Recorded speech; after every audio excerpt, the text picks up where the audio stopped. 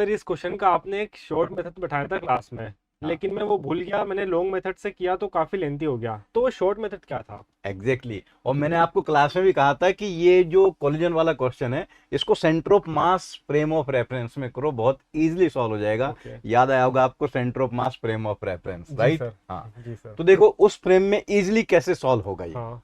एक 2m मास की ball है, वो हाँ। आकर इस m मास के बॉल से टकरा रही है। जी सर। तो अगर मैं आगे इसको ले जाऊं, भाई 2m मास का बॉल है और इस बॉल का मास है 2m और इधर मास है m। जी तो सर। इनका सेंटर ऑफ मास यहाँ कहीं बीच में होगा और सेंटर ऑफ मास की वेलोसिटी, इसको अगर मैं v मान लेता हूं, वो हो जाएगी 2v/3। हम्म।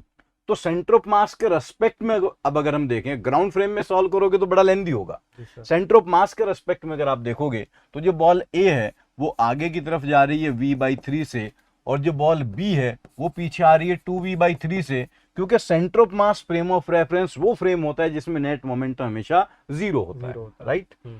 तो ये सेंटर ऑफ मास फ्रेम में सिचुएशन है बिफोर कोलिजन। आफ्टर कोलिजन मान लीजिए एक जो ये ए बॉल है और ये बी है, ए सपोज इधर जा रही है तो बी इस तरफ जाएगा, क्योंकि नेट जीरो होना है।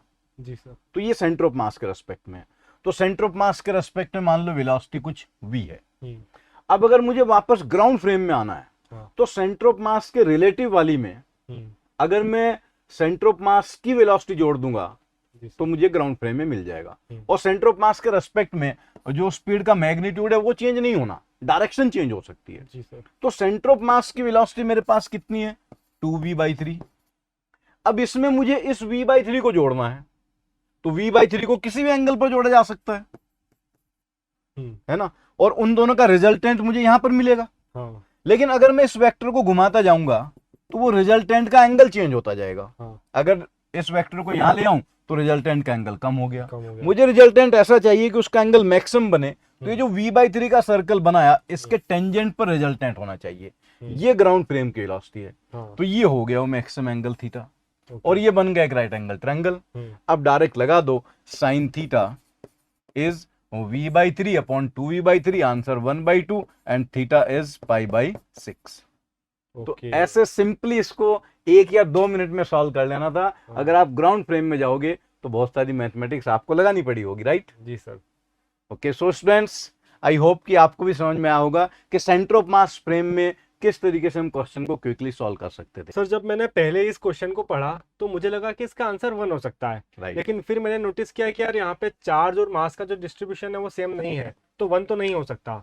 लेकिन जब मैं इसको सोल्व करने गया तो काफी ज्यादा लेंदी हो गया, तो इसको शॉर्ट में कैसे कर सकते हैं? एग्जैक्टली, ये आप लोगों को क्लास में बताया गया था कि वो जो फॉर्मूला जी है सर। μ/L Q/2m होता है, डायरेक्ट वहां लगता है जहां पर मास और चार्ज डिस्ट्रीब्यूशन सेम हो। लेकिन इसमें क्या है कि कंडक्टिंग सॉलिड स्फीयर है, तो मास तो पूरे में भरा हुआ है लेकिन चार्ज केवल सरफेस पर है। जी सर। तो आपने जो सॉल्व किया होगा, आपने कुछ ऐसा कंसिडर किया होगा कि भाई यहां पर जो स्फीयर बना, उस स्फीयर का मैग्नेटिक मोमेंट कैलकुलेट करने के लिए आपने यहाँ कोई एलिमेंट कंसिडर किया होगा, फिर उसको इंटीग्रेट किया होगा। हाँ सर। तो ये नहीं करना था। ओके। इसका क्लास में भी आपको बताया गया, तो आप भूल गए। देखो इसमें करना क्या था, पहले आप इसको हॉलो मान लो। ओके। तो अगर आप इसको हॉलो स्फीयर मान लोगे तो अब आप कह सकते हो कि μ/L का रेशियो Q/2m होगा, इफ इट इज हॉलो। और अगर ये हॉलो है तो म्यू की वैल्यू आ जाएगी Q/2m इंटू L, और हॉलो का एंगुलर मोमेंटम होगा I ओमेगा। तो I की मैं वैल्यू रख दूं तो Q/2m into 2/3 mr² omega. So magnetic moment आ गया 1/3 Q/r² ओमेगा। ये तो मैग्नेटिक मोमेंट सॉल्व कर लिया। लेकिन एंगुलर मोमेंटम जब हम कैलकुलेट करेंगे उस केस में तो सॉलिड है, और सॉलिड का एक्चुअल में एंगुलर मोमेंटम होगा 2/5 mr² ओमेगा। अब दोनों को अगर मैं डिवाइड करूंगा μ/L तो वैल्यू आ जाएगी, जब μ/L करेंगे तो ये आएगा Q/r² ओमेगा बाई 3, और यहां पर करेंगे 2/5 mr² ओमेगा, तो r² ओमेगा कैंसिल हो गया, ये आ गया 5/3 Q/2m। तो आंसर इज 5/3। 5/3। इसमें कोई इंटीग्रेशन नहीं करना था। जैसे ही आप इंटीग्रेशन में फंस जाओगे तो क्वेश्चन लेंदी चला जाएगा, और जो टाइम लगना था वो बहुत एक्सपेंड हो जाता है। तो इसीलिए जब क्लास में इस टाइप की चीजें बताई जाती हैं तो उनको बार बार प्रैक्टिस किया करो ताकि आपको एग्जाम के टाइम पे याद रहे। जी सर। अदरवाइज एग्जाम के टाइम पे जनरली क्या होता है, वो तो ब्रूट फोर्स वाली मेथड पहले याद आता है कि बस कुछ याद आ गया और लगातार लग गए सॉल्व करने के लिए और टाइम बढ़ जाता है। सो स्टूडेंट्स आप भी इस बात को याद रखिए।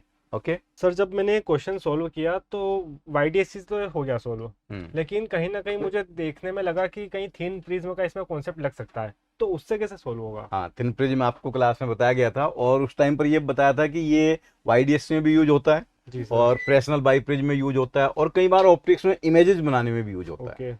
तो इसको आप प्लेन पाथ डिफरेंस वगैरह ना करके आप थिन प्रिज्म के कंसेप्ट से भी सॉल्व कर सकते थे। देखो करना क्या था, जो भी थिन प्रिज्म होता है हमें पता है कि ये अगर थिन प्रिज्म है तो इस पर लाइट रे जब इंसिडेंट होती है उसको अपने बेस की तरफ मोड़ देता है और इसका जो डेविएशन होता है वो होता है म्यू माइनस 1 इंटू ए, इतना डेविएशन होता है। अब अगर मैं इन स्लैब की बात करूं तो हो क्या रहा है, यहां पर ये कुछ इस तरीके से रखा हुआ है, ऐसा है, और यहां पर ये दो थिन प्रिज्म बन गए जिसमें ये थिकनेस मुझे गिवन है 12 और ये है 4, तो मुझे प्रिज्म एंगल मिल गया। प्रिज्म एंगल ए की वैल्यू हो गई 12/3, 12/4 वो 3 आ गया। जब लाइट रे यहां से जाएगी तो पहले वाला प्रिज्म उसको अपने बेस की तरफ लाएगा, दूसरे वाला अपने की तरफ लाएगा। अब इसका रिफ्रैक्टिव इंडेक्स है 1.7, इसका 1.5, तो पहले वाले का डेविएशन होगा 1.5 माइनस 1 इंटू ए और दूसरे वाले का होगा 1.7 माइनस 1 इंटू ए।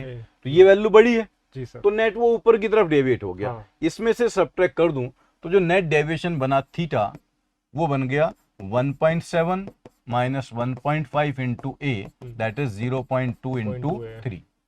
अब जो लाइट रे वहां स्क्रीन पर जा रही है वो लाइट रे एक्चुअल में इस थीटा एंगल पर जा रही है और यहां अगर सेंट्रल मैक्सिमा बनना है तो दोनों का पाथ डिफरेंस और इसके कारण जो पाथ डिफरेंस आएगा D sine theta, this will be equal to dy by capital D. Okay right जी सर। तो अब ये वैल्यू आ जाएगी, ये d तो कैंसिल हो गया, तो y की वैल्यू आ जाएगी simply capital D sine theta और कैपिटल D की वैल्यू 2 गिवन है और साइन थीटा को हम सिंपली यही रख देंगे थीटा क्योंकि स्मॉल एंगल है। तो ये आ गया 0.2 into 3 and answer is 1.2।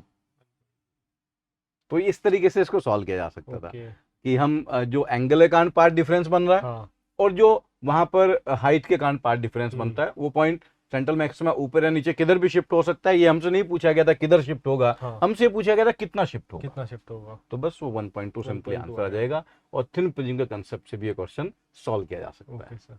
I hope कि आपको समझ में आ गया। हाँ सर, समझ आ गया। तो स्टूडेंट्स आप भी ये ध्यान रखिए, थिन प्रिज्म वाला कंसेप्ट बहुत इंपॉर्टेंट कंसेप्ट होता है। ये कई सारे टॉपिक्स में इसको यूज कर लेते हैं जब आईटी में क्वेश्चन पूछा जाता है। आई होप कि आप सबको भी ये पॉइंट अच्छे से क्लियर हो गया होगा। Thank you very much.